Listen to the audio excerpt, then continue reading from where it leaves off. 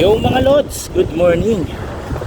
May rides tayo ngayon papuntang Los Baños at comeback ride namin ni Ngiting Dragon Ball mga lods, known as Mersky, no?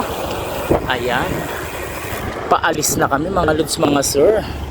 Ay hindi, inaantay pala nila ako sa 7-Eleven kasama si Idol Carl. Dire-diretso na akong umuwi kanina pag out ko galing trabaho para naman makapagpalit ako ng aking costume. Ngayon na naman lang kami magkakasama-sama mga lods mga sir. So paano ba yan? Ride safe. Baka inis na sila kasi kanina pa sila doon. Walang tulog. Kuyat ride ngayon mga lods mga sir.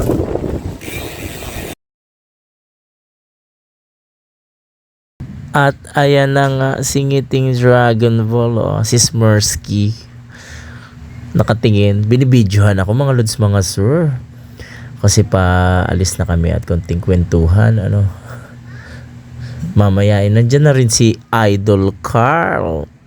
Maya-maya ay umalis na kami dyan at biglang Si Ngiting Dragon Ball, wala! Nagkintong round na mga lods mga sir. Naglahong parang pula. Ayan Grabe, mainit na. Okay.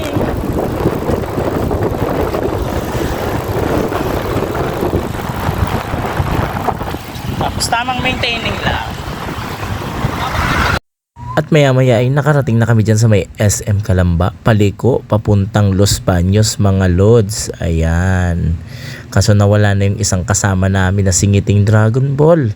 Kasi nagkinto ni Cloud na siya. Mga lods mga sir! Lugi! Ayan Kalam Okay ka lang ba? Asa ka lang para tayo eh. Lugi pag saya lang kasama. Kawawa, Mapapa 0.5 pang ganon, And finally, nandito na kami sa may Los Baños at kita nyo naman, tirik na ang araw at medyo mainat na dyan mga lods mga sir. Tamang kulitan yung dalawa samantalang ako ay nakikiramdam lang Kita nyo naman yung panahon. At heto na nga, papasok na kami dito sa may UPLB kasi dito yung daan papuntang Aguila Base mga lods mga sir.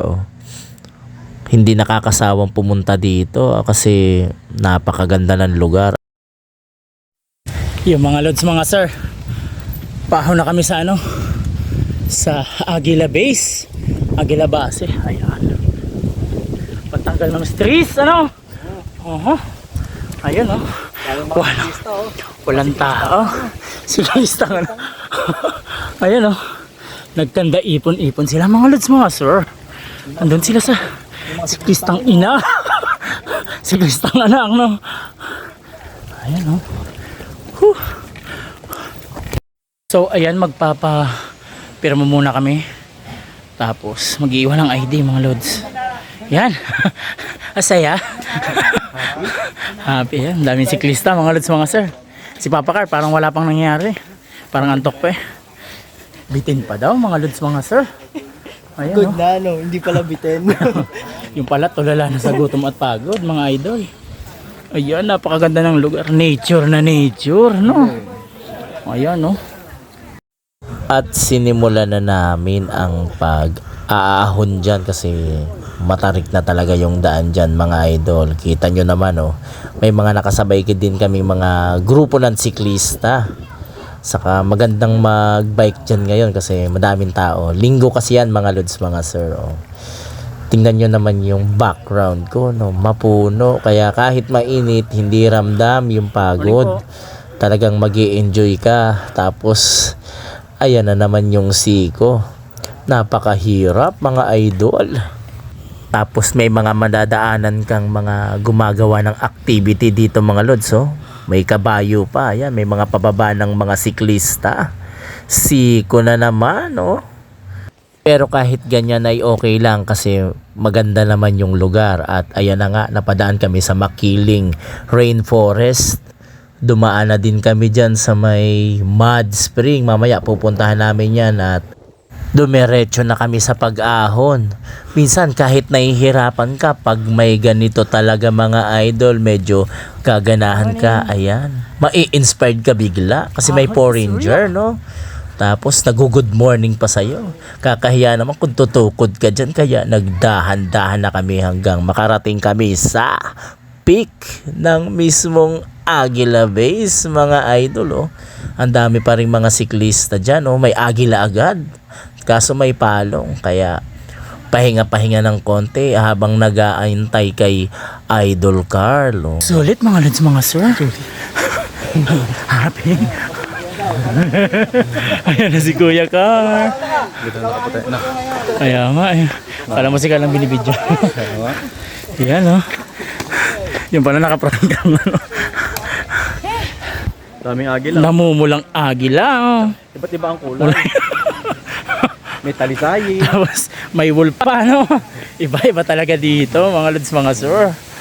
So, yun na nga. At yan na nga ang Aguila Base at nag-ikot-ikot kami dyan. Parking ng konti, tambay ng konti, video. At syempre, in-enjoy namin yung lugar mga lods kasi minsan ka lang maka-encounter nito after ng mahabang work. Kaya, ayan, nirelax namin ang aming mga sarili at maya-maya ay umalis na din kami. So, ride safe!